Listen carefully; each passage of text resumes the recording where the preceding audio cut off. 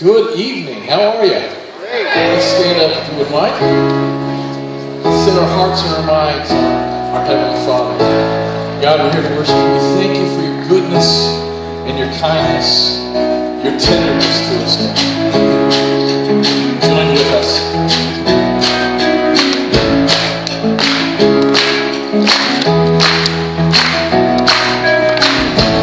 Tenderness he saw me, and sin with sin, and on his shoulder brought me back to his golden. While angels in his presence sang unto the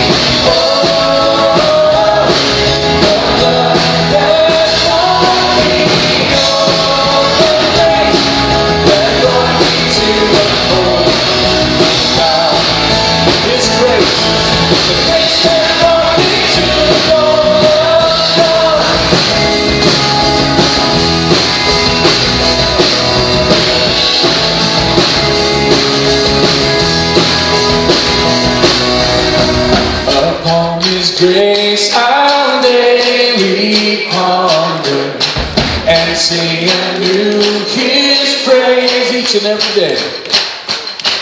With all adoring wonder, his blessings I retain. It seems as if eternal day our hearts are sure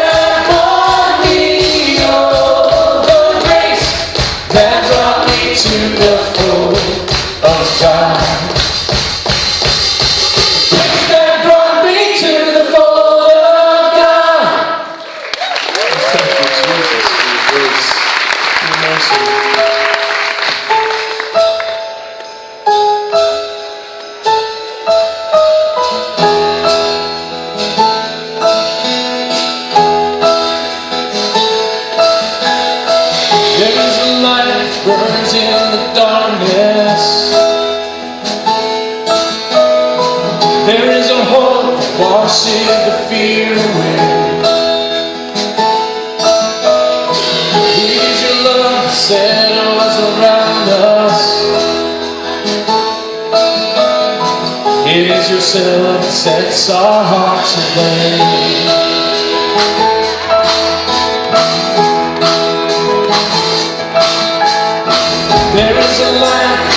shivers in the darkness. There is a hope that washes the fear away. There's a peace that settles in our heart. There is a peace that settles around us. It is your love that sets our hearts aflame. Father, we're on our knees with every heartbeat. Bringing this offering.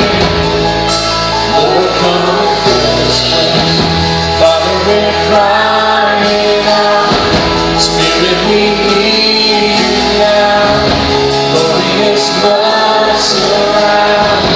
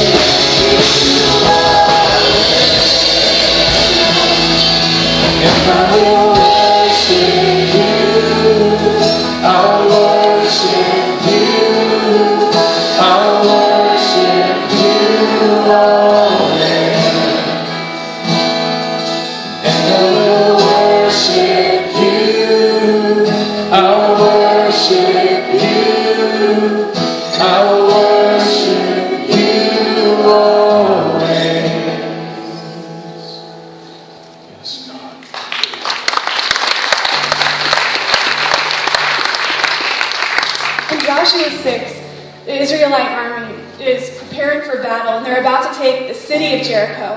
And at the last minute, God does something that none of them expected.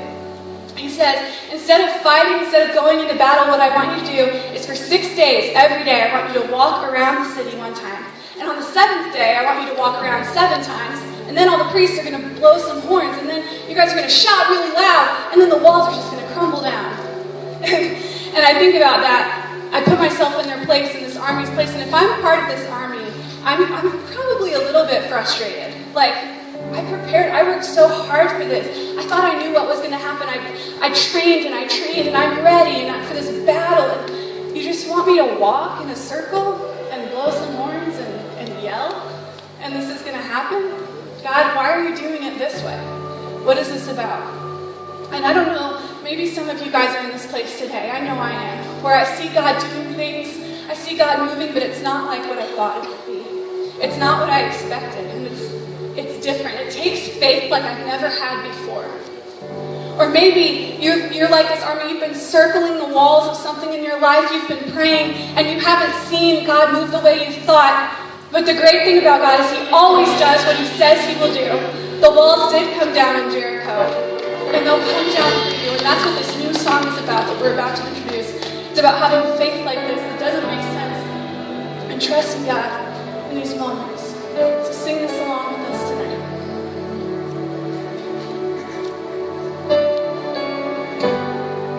Walking around these walls, I thought by now they'd fall, but you had never failed me yet.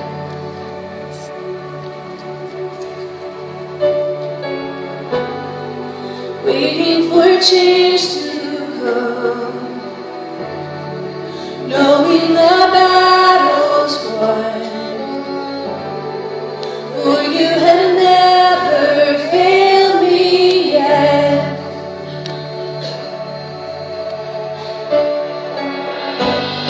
Your promise still stands.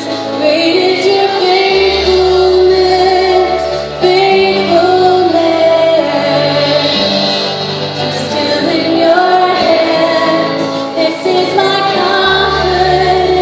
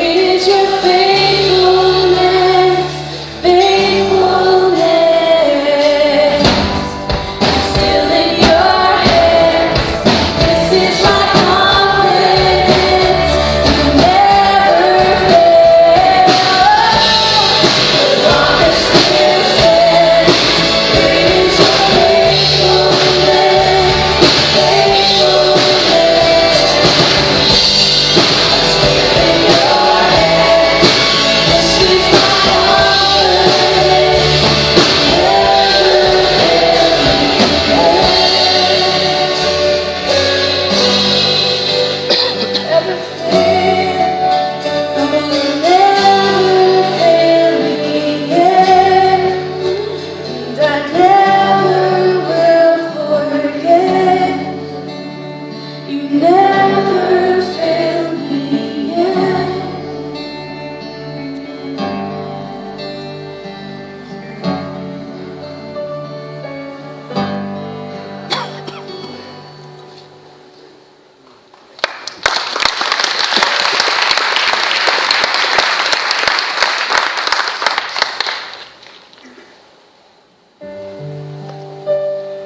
God, we thank you that you are faithful.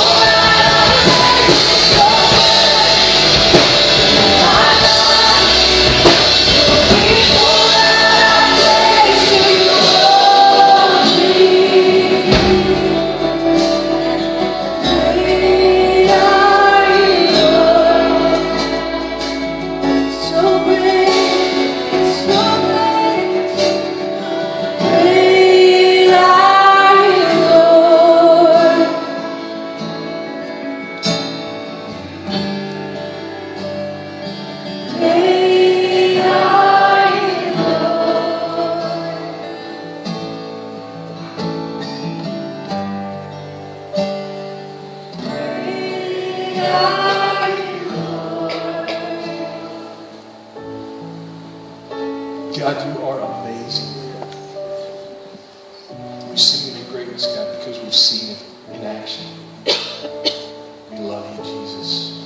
We thank you for all that you've done, all that you're continuing to do in us and through us, God. Continue to make us more like you. We pray this in Jesus' name, and everyone said, amen. You may be seated. As you do so, we're going to have the ushers come forward. We're going to receive this evening's tithes and offerings. One of the places that I have seen God's goodness and God's greatness and your generosity is some of the ministries that we're able to do at Pure Heart. Many of you know we have a health and wellness ministry that helps us with spirit, soul, and body. It's about every aspect of our lives. And this is about maybe 3.5, 4 months ago. I was coming on a Monday night to work out, and I ran into a guy in the parking lot. And he was in his Jeep. He was kind of on his last leg. He was kind of done with life. He'd been an alcoholic for the most of his life. He was getting ready to lose his marriage. And I happened to be in the parking lot, and he was in the parking lot. We started talking. I prayed for him. I encouraged him to go to our Monday night support group. He jumped in there for a few times. I followed up with him. I prayed with him. He then joined one of our groups that we're associated with. You hear Pastor Dan talk about it all the time, Crossroads Rehabilitation Center. And this man stepped into Crossroads, and he has been there for the last 90, 100 days. I saw him at church a couple weeks ago. He's getting his life straightened out, getting it organized. His marriage was falling apart. Now his wife and he are beginning to talk and work things out. And God is doing amazing things. Let's give God praise for that. This story is like many of ours. We're all broken in different areas. And we have a God who's a great God. Great are you, Lord, we just sang. Let's bow our heads and pray. God, we thank you for what you do in and through Pure Heart, God. What you do in and through Crossroads. So many things, God, through School Connect. So many places, God, where you are touching lives through us. God, continue to make us more like you. We ask that you use these gifts, these tithes and offerings to further your kingdom on earth as it is in heaven. And everyone said, amen. Welcome and thank you for joining us at Pure Heart today. If you're new, please fill out the guest card attached to your bulletin and bring it to the Information Center in the lobby. We would love to connect with you and help you explore the exciting things available to you and your family. We are constantly moving. The question is, where are we going? Our desire is for everyone to be intentional about the move towards God. There are many ways for you to explore, grow, and pursue a wholehearted relationship with God, including opportunities to plug into life together. We have large and small groups, both on and off campus, intentionally designed to encourage relationships that will help you engage Scripture, prayer, community, and service as you develop the tools needed to share your faith with others. Pure Heart is also committed to families as they move towards God together. Our Next Generation Ministries provide fun, creative, and challenging opportunities for children and students from nursery through high school. We want them to discover their identity in Christ and their purpose in God's kingdom. Leadership is a vital part of Pure Heart. Every one of us has a role in His kingdom, from serving in our children's ministry and greeting people in the lobby, to volunteering in our local schools and throughout the world. We are passionate about helping you live out your faith as a kingdom worker in your home, workplace, and community as you help others move deeper into a relationship with God. We have so many ways to get connected and involved, but every move begins with a single step. Discover your next step by picking up a copy of the catalog and connecting with us in the Information Center in the lobby, or visit us online. It's great to see you tonight. How are you all doing? Awesome. Well, hey, I want to draw your attention just to one thing tonight. We have the Global Leadership Summit coming up in the beginning of August 10th and 11th. We've been hosting this event for the last 5 or 6 years. And every one of us, if we look at our lives, have influence, whether it's at school, whether it's in our neighborhood, whether it's our workplace, just our family. And this is an event on August 10th and 11th that we'd love for you to sign up for. It's 2 days of training where we'll help each and every one of us become better leaders in whatever sphere of influence we have in our community. If you go simply to the website, right there, and you type in this code PHS17TEEN when you register, if you do that before June 27th, you're going to get 2 days of training for only $89. It's a wonderful, wonderful event. Like I said, we've been doing it for the last 5 or 6 years. Really encourage you guys to check it out. look at it and come and sign up and come get trained up and be a better leader for your family, for your neighborhood, for your workplace. Have a great service.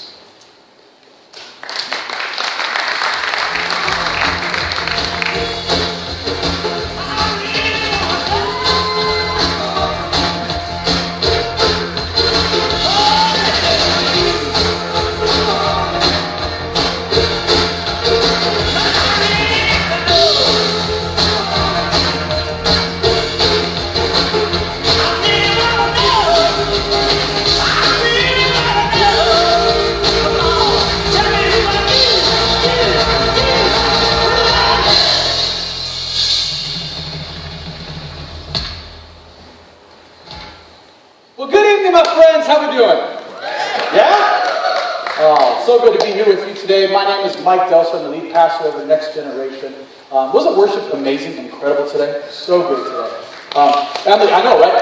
So Emily, my wife, she was leading worship up here tonight. She was standing right about here, and she's great. I love being led by worship by my wife. So Emily and I'll tell you a little bit about myself and our marriage. Emily and I could not be more different at times. See, Emily, her dad was he was in the Air Force, and he flew F-16s. And he flies for Southwest now. And her mom was a teacher. So she is adventurous and lives life on the edge and takes risks and also tells people what to do with their life. And she's usually right. She's usually right.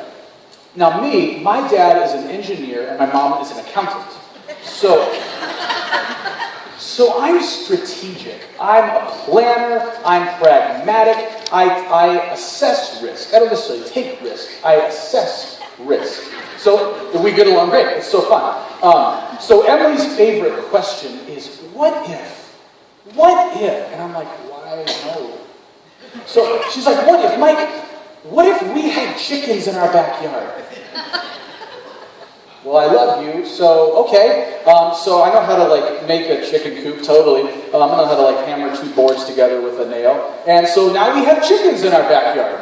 And so she does this thing whatever city we go to, she, whether it's on vacation or we're there for a work thing, whatever city we're going to, she starts Googling real estate prices. Because what if we moved here?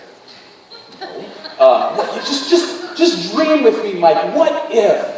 And so we're downtown Glendale the other day, and we're going to a work lunch, and we pass by this building, and she's like, Mike, look at that building. And I'm like, that old ugly shack? Yeah. What if we bought it, and we made it into a coffee shop, and then we planted a Pure Heart satellite campus there? That old shack? So she's a dreamer, and she's so creative, and she lives life on the edge, and I'm pragmatic, and I'm strategic, and even, I'm just not creative either. So she even picks out my clothes and my outfits. And so, because I've also found that if I wear the things that she chooses for me, it's beneficial for our marriage because she finds me more attractive, which is great for us. That's wise, I feel like, so pay attention to that. But I really feel like this is an area where God is stretching me. This area of dreaming, of creativity. See, because sometimes we just sang a song about how God can move our mountains. And when I come up to a mountain in my life, see, I believe that God can move this mountain. But I will be honest with you, that I often trust in my ability to move the mountain rather than God's ability to move the mountain. And so the title for today's sermon is God able? Is God able? Because so many times in my life, I believe that God is able. See, I grew up in the church. I learned all about Jesus and what he could do. And I believe that God is able to do incredible things. But I don't always trust in God's ability. I don't always trust in God's ability. You have your Bible, open it to Ephesians chapter 3. Ephesians chapter 3. If you don't have a Bible, the Bible's in the backs of the seats. They are free. We want you to have it. Please take it. We're also going to have the words up on the screen. And Ephesians chapter 3, we're going to hang out in this verse for a little bit, this passage for a little bit. This is a prayer that Paul, the Apostle Paul, is praying for the church in Ephesus. And he's praying for the Christians there, and he's also praying this for Christians everywhere. He's praying it for you and me. And after we hang out with this verse, we're also going to walk through a few events in the life of Peter. And see, when I read the scripture and when I read about Peter, see, oftentimes when I read the scripture, it's not that I'm reading the scripture, it's that the scripture, through the Holy Spirit, is reading me. And I read the stories about Peter, and I'm not finding out about his life, I'm really finding out about mine. And God is revealing certain things to me. And I see myself in his story. So Ephesians chapter 3. This is Paul, and he's in prison, and he's praying this for the church in Ephesus. And he says, now to him, now to God, who is able to do immeasurably more than all we can ask or imagine, according to his power that is at work within us. To him be the glory in the church and in Christ Jesus throughout all generations, forever and ever. Amen. Amen. Now to him who is able. And what is God going to do? Well, he's going to do more. Actually, how much is he going to do more? So much that you can't measure. And I wonder if we were to bring Peter, the Apostle Peter, on stage with us today, and we asked him, hey Peter, you hung out with Jesus. What could Jesus do? I imagine Peter would respond with like, oh my gosh, my mind was consistently blown. He did more. He did immeasurably more. I mean, there were blind people. And then after they met Jesus, they weren't blind. It was ridiculous. Sometimes he would just be like, hey, you're not blind anymore. And then sometimes he'd be like, hey, here's some mud. Hey, you're not blind anymore. It was ridiculous. And there's one time there was a deaf guy. And then Jesus stuck his fingers in his ears. And then he wasn't deaf anymore. And there were lame people. They couldn't walk. Like, my legs didn't work. And they were brought in on a mat. And then Jesus said, what's wrong? He's like, well, I can't walk. Kind of obvious. And Jesus said, well, get up and walk. He's like, well, my legs don't work, but I'll try. Oh my goodness, I can walk. And Peter's like, listen, my mind was consistently blown. There were times where there were thousands of people and they were all hungry. And we're like, hey, Jesus, we should probably send them home. And Jesus is like, no, you feed them. And we're like, well, we don't have any food. And we're like, oh, this kid has like some bread and some fish. And Jesus is like, pass it out. We're like, oh, okay. And we just start passing out the food, and you know what? Everybody got food. And then there were leftovers. Man, I have seen some things. You know what Jesus did? More. Immeasurably more. Right? That's awesome. Well, back up. There you go. He's going to do immeasurably more than all we could ask or imagine. Than all we could ask or imagine. And I love that this is in here, because it implies a command. There's an assumption that you and I, we are asking God for things. We are imagining God for things. We are dreaming God for things. Because sometimes the mountains in our lives, sometimes they're negative things. Sometimes they're struggles or disease or broken relationships or hardships in marriage or addiction. But sometimes they're dreams. Sometimes the mountain that sits in front of you are dreams. Are we asking God for God-sized dreams? Are we imagining God for amazing things? Are we asking and are we imagining? Because if your dream for your life can be accomplished through your strength, then your dream is too small. If your dream for your life, if you look back and your dream was accomplished and you're like, oh, look at all the good stuff I did to make my dream happen, your dream is too small. If your dream doesn't scare you just a little bit, your dream is too small. So we need to ask God for amazing things, for great things. We need to continually ask God and be willing to look foolish. Look foolish in our prayers. We're doing this 40-day prayer devotional in our Next Gen team. Because over the next 40 days, we have VBS, and we have junior high camp, and we have high school camp. And so we decided in the next 40 days, as a team, we are going to immerse ourselves in prayer. And not just prayer that, hey, these things go well and kids' lives are changed, but let's take our prayer up a notch. Let's take it up a level. Let's dream big. What do we want God to do through these things? Well, we want to see lives change. Yes, yeah, what else? Well, we want to see kids become missionaries in their schools. Yeah, what else? Well, we want to see schools change because of what happened at camp. We want to see families transformed. So we're dreaming bigger dreams. I'm dreaming bigger dreams for my family, for our marriage, for my kids. I'm realizing there's such a huge gap between being a good father and being a great father.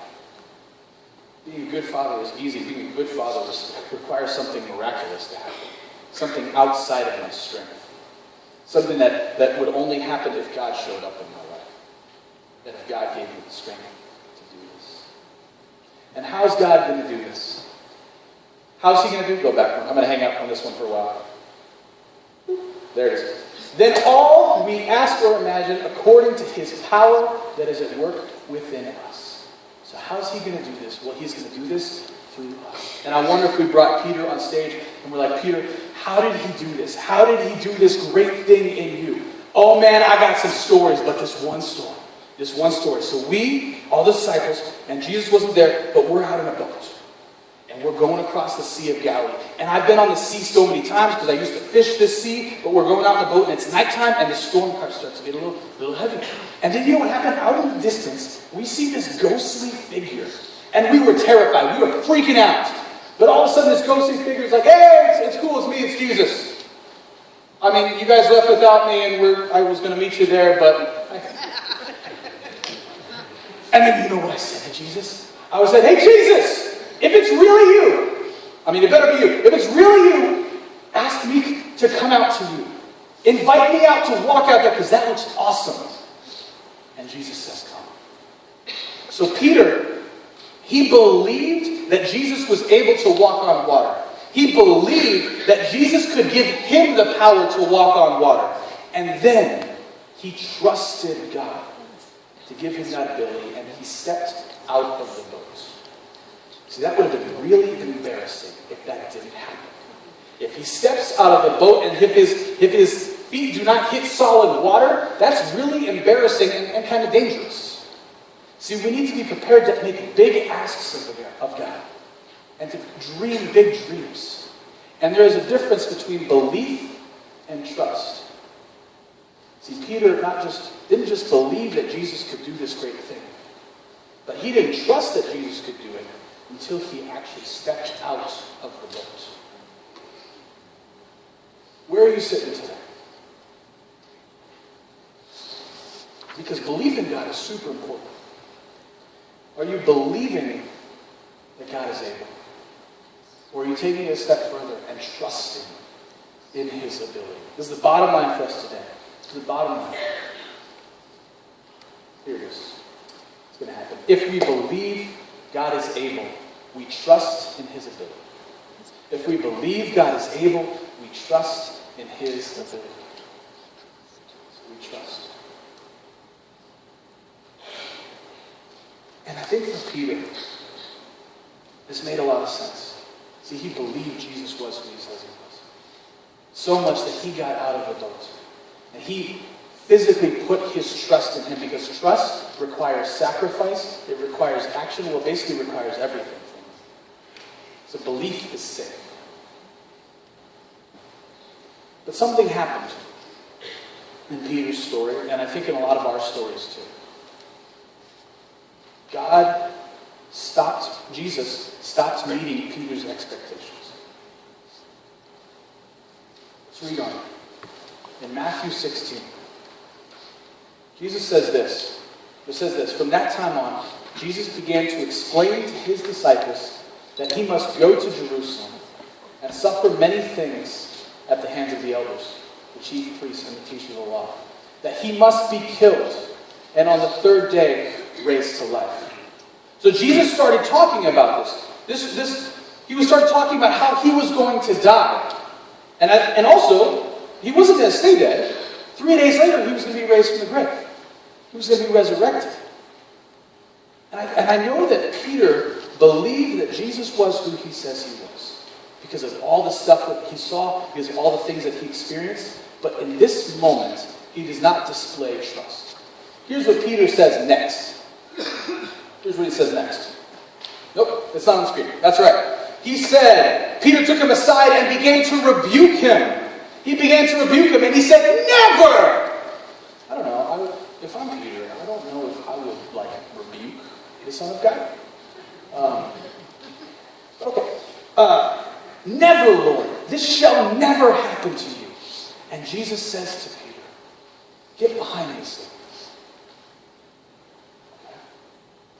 Get behind me, Satan. You're a stumbling block to me. You don't have in mind the things of God. You just have in mind the things of human concerns. See, Peter believed that Jesus was who he says he was, but he didn't trust in his ability. Was there a time in your story where you and God, you were tight? It was like you and him were walking on water together.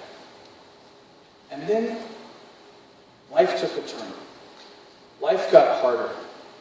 God stopped showing up in the ways that you wanted him to show up. Things became more painful or harder.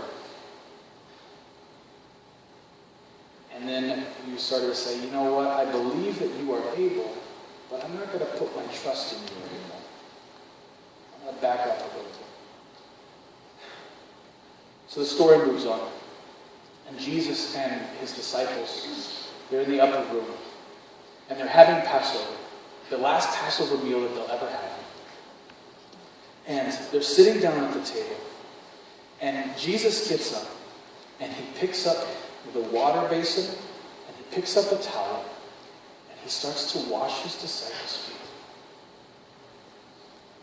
And this job of washing feet is the lowest of the low. This is the lowest servant's job. But Jesus starts washing their feet, and it's the worst job because, well, they probably had open-toed sandals, and they walked on dirt roads. They walked on the same dirt roads that the animals walked on, which means that Jesus is, first of all, touching feet, and that's pretty gross. He's touching sweaty feet, that's grosser. And he's touching muddy feet, nasty feet. You know, they didn't have pedicures. And so he's washing their feet. And there's not just mud, but there's dirt and grossness and animal poo. Jesus is getting his hands dirty. Because that's what my God does. That's what he's done in my life. That's what my King does. He's not content to just sit on the throne, but he gets involved in my mess. The worst of my worst. And he gets his hands dirty. And when he gets to Peter, Peter looks at him. And he says this word that he's been practicing a lot lately. And he says, no, never. Jesus, you will never wash my feet. That's not who you are. Jesus, you are the Lord of Lords, the King of Kings, the Emmanuel, Son of God, Son of Man. You will not wash my feet. It's too gross. It's too much, God. This does not meet my expectations of who you are and who you should be and what you should be doing. I will wash your feet. That makes a lot more sense. And Jesus says, no. Unless you let me get my hands dirty, you don't have any part with me. So Peter lets him wash his feet. So Jesus, he's at the table, and he starts talking about the bread. And he picks up the bread and he says, you guys, he does something that they've never done at Passover before. This is my body, and it's going to be broken for you. Take and eat. And you guys, this cup, this is the cup of the new covenant. My blood, it's going to be poured out for you. Take and drink. He starts talking about how he's going to die. Again, which again shouldn't have been a surprise for the disciples. And he starts talking about how when he dies, all the disciples are going to run away. And Peter says, again, no, never. In fact, this is what he says. I never will. So I don't know why Peter keeps saying never to Jesus. It's not going to go well. I never will. And then Jesus says to him, truly I tell you, and I can sense the sadness in Jesus' voice. Truly I tell you, this very night, before the rooster crows, you're going to disown me 3 times. But Peter declared, even if I have to die with you, I will never disown you. Jesus, nuh-uh. You are wrong about me. So the Passover meal ends. And Peter, who's really good at believing that Jesus is able, is struggling to trust him. When was a time where God did not meet your expectations? where he did something differently than you thought he would, or you thought that he should. Where he didn't show up, or at least you thought that he did. Where his role in your life was not necessarily what it used to be. And yeah, we still believe that God is able, absolutely, but that's still safe. Do we trust? Do we put it all out there? Do we put it on the line? And do we say, God, I trust you wherever you go. No matter how painful it is or no matter how awesome it is. If we walk on water, if we go to the cross, I'm your man. Where are you at today? What is the mountain that is in front of you? What is the mountain that is in front of you? So the meal ends, and Jesus and his disciples, Peter, James, and John, they go to the Garden of Gethsemane because Jesus needs to pray. And oftentimes, Jesus would seclude himself to be with his Heavenly Father and to pray. But this time, I think it's interesting that not only does he do that, but he says, you know what, I need my three guys. I need my Heavenly Father and I need my friends because I'm about to do the hardest thing I've ever done. And what Jesus was about to do wasn't just going to be physically painful because of being crucified. What Jesus was about to do was take on the entire sins of the world. Take on your sin and take on my sin and take that all upon the cross. And he was in agony about it. And as he's praying, he says to Peter, Peter, just wait and pray. Just hang out with me. And Jesus finishes praying and he comes back to Peter. He's like, Peter, what? You're sleeping. What are you doing? And Peter wakes up and, yeah, I got you. I'm totally with you. Peter, just stay awake. Pray and watch. Pray that you do not fall into temptation. Pray that you do not fall into temptation because, Peter, I know your spirit is willing, but your flesh is weak. I know your spirit is willing and your flesh is weak. So Jesus goes and prays again. And he comes back and he finds Peter asleep again. Peter, wake up. Peter, wake up. I know your spirit is willing, but your flesh is weak. Stay with me. Pray. And Jesus does it again. 3 times. 3 times Peter fell asleep. And the last time, Jesus comes back to Peter. And he says, wake up. My accusers are here. It's happening. And so they wake up. And the temple guard and the priests and the Pharisees, they're coming to arrest Jesus. And Peter says, no, this is not happening, not on my watch. I know I failed to pray 3 times, but Jesus, I got you this time. And he takes out a sword, which is probably like a knife or like something pointy, and he goes after this guy. And he goes after the guy, and he cuts off the guy's ear, which is either means that Jesus or Peter is really good at swords, or he's really bad at swords. I'm not sure which one it is. Man, I love his boldness, and I love his courage. He believes that Jesus is who he says he is. He believes that Jesus is able, but he doesn't trust him. And Jesus turns around and says to Peter, Peter, put your sword away. This is happening. And Peter runs away. He doesn't run far. He stays close enough to know what's going on with Jesus. And while Jesus is being tried, Peter's hanging out in the outer courtyard. And somebody comes up to him. He says, hey, aren't you with Jesus? I think I saw you with him. And Peter's like, no, I don't know that guy. I'm not with him. And a few minutes later, somebody else comes up to him and he says, hey, I'm pretty sure you're one of his disciples. You were with Jesus. And Peter says an oath this time. No, I swear on my mother's grave, I was not with him. I do not know him. And the third time, someone comes up and says to Jesus, I know you were with him. I know you were with him. Your accent gives you away. And Peter starts to bring down curses and uses profanity. The Bible bleeps out Peter's words right here. And he says, no, I was bleeping not with him. I bleeping do not know Jesus. And then the rooster crows. And Peter remembers what Jesus said. That you're going to deny him. And Peter runs away. And this is what it said. he runs away. Next one.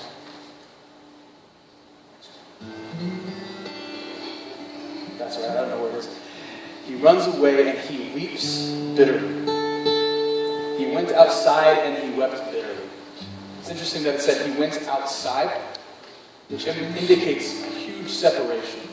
And he wept bitterly. This fisherman, this burly man, this guy who knows how to cut off ears, the man who saw Jesus heal blind people and lame people, who saw dead people rise again, the guy who walked on water, is weeping bitterly. And I get it. I mean, I don't know if I know exactly what he was going through. But I get it, because this idea that he had of who God is and who God was supposed to be is crumbling. And it had to. Because Peter had to move from belief into trust. He had to move from belief into trust. So I've been the Next Gen pastor here for about a year and a half. I've been on staff for about 4 years now. And when I stepped into this role as Next Gen pastor, I was so excited about it. Man, my spirit was willing. I was so excited about this. I was so excited about what God was going to do in me and through me. I had so many big dreams. I had dreams of kids just coming alive in Jesus. I had dreams of students going to camp and coming alive, and then going into their schools with the mentality of being a missionary. And their schools would be transformed, and their families would be transformed, and the city would be transformed. I had dreams of families coming together and experiencing healing and wholeness. I had dreams of parents realizing their role in their kids' lives as spiritual leaders. And then I quickly realized that's easier said than done. I just felt like I was asking all the time, am I cut out for this? Do I have what it takes?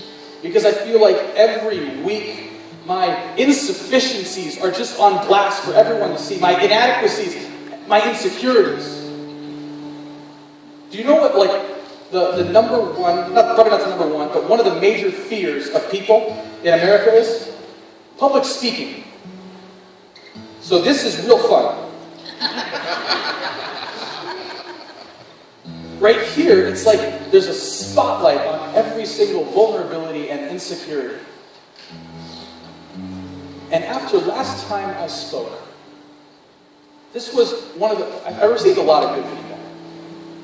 But one of the pieces of feedback I got was this anonymous message.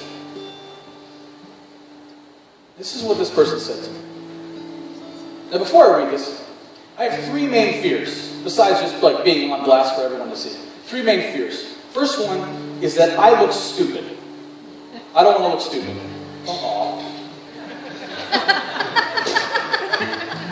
I look stupid.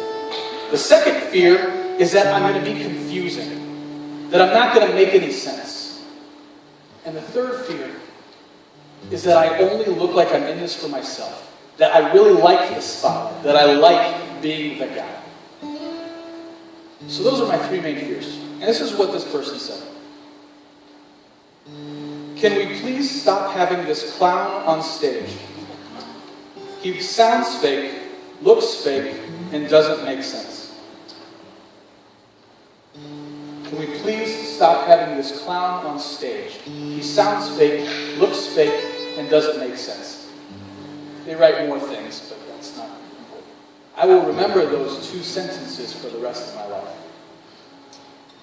And about 2 weeks ago, I'm driving to work, and something breaks in me, and I'm praying, and I just feel like, God, I'm missing the mark over and over again. God, the things that I'm bringing to the table are just not enough. Do I have what it takes, God? Because what I'm bringing is not cutting it. I feel like I'm failing in my marriage. I feel like I'm failing my kids. I feel like I'm failing in my job and in my ministry. I feel like I'm just not enough. And I pull over into the McDonald's parking lot on 43rd Avenue. And I sit in the parking lot and I put my head on the steering wheel and I just weep bitterly. I sob. And I ugly cry. And I'm just praying like, God, I feel like I'm not enough. I feel like what I'm bringing is just not enough. And I don't want to get to the end of my life and I feel like I failed at everything that actually mattered. And I feel like, as I'm saying, God, I'm not enough, here's what I feel like God said to me. I feel like He wrapped His Holy Spirit wrapped His arms around me. And He whispered. And He said, I know. Mike, you are not enough. But I am enough. I am enough in you. And I am enough through you. Stop trying to move the mountains on your own strength. Because, Mike, if you trust in me, I'm going to do immeasurably more than all you could ever ask or all that you could ever imagine. Because of the power, my power that is at work within you. And so I don't want you to write me more emails of like, oh, Mike, you're totally enough. Don't do that. That's not the point. Okay, one of you can write that. The truth is, the things that I bring to the table are not enough to move the mountains in my life. They're not enough to accomplish the dreams in my life. Because I want to get to the end of my life and look back and say, man, look at what God did. And I want to get to the end of my season at Pure Heart, and I'll be like, man, look at what God did. And I want my kids to grow up, and I'll be like, man, look at what God did. I just got to show up. Look at what God did.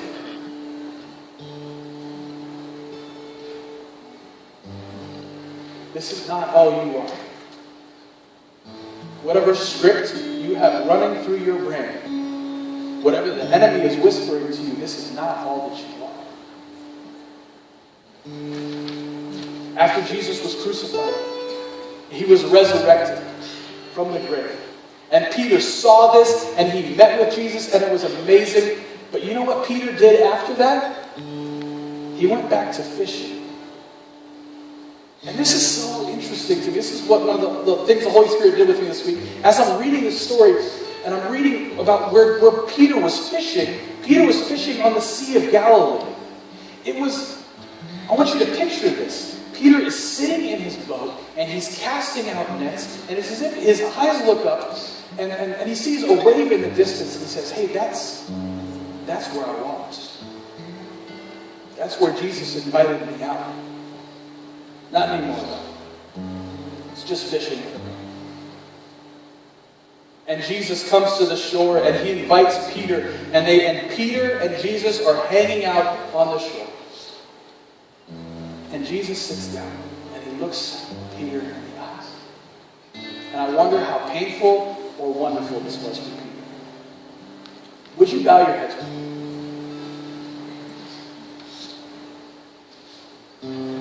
I want you to imagine this. Imagine that you are Peter right now. And you're sitting on the beach. And you're looking at the face of God. And over your shoulder, you can see the spot where you walked on water with Him.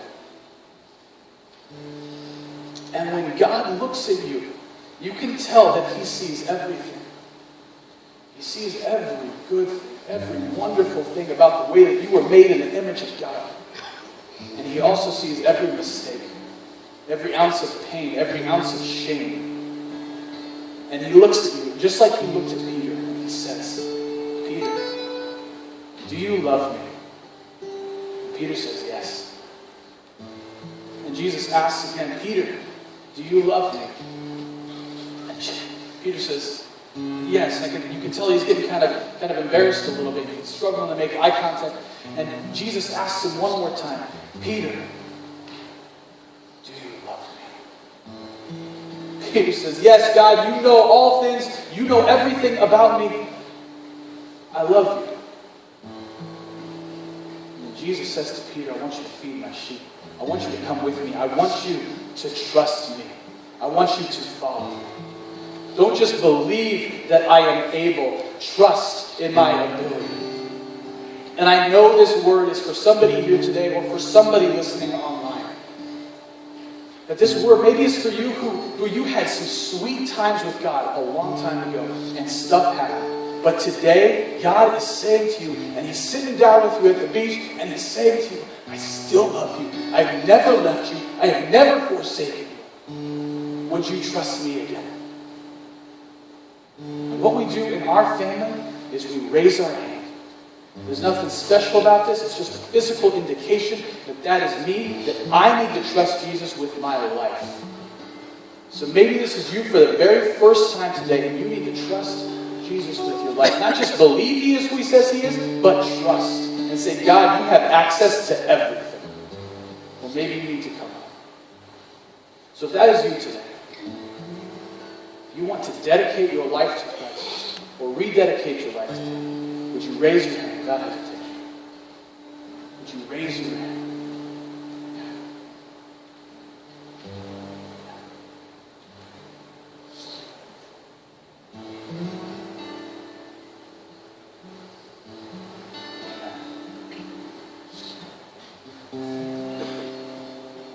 Jesus said to Peter, come and follow me.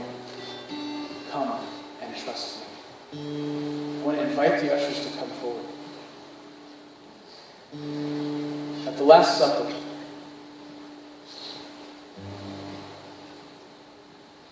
Jesus talked about the bread, and He talked about the wine. And He said, this is my body and my blood for you. So we're going to worship a little bit more. We're going to sing a little bit more, and we're going to take communion together. And you can worship however the Spirit is leading you to do so.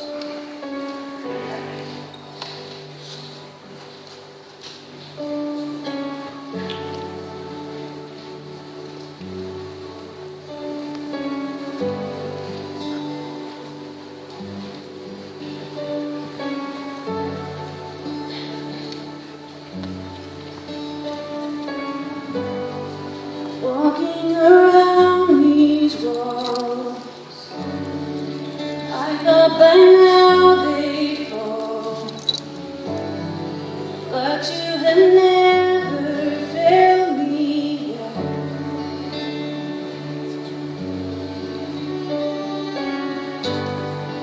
Waiting for change to close, knowing the battle's won. For you have never failed me yet.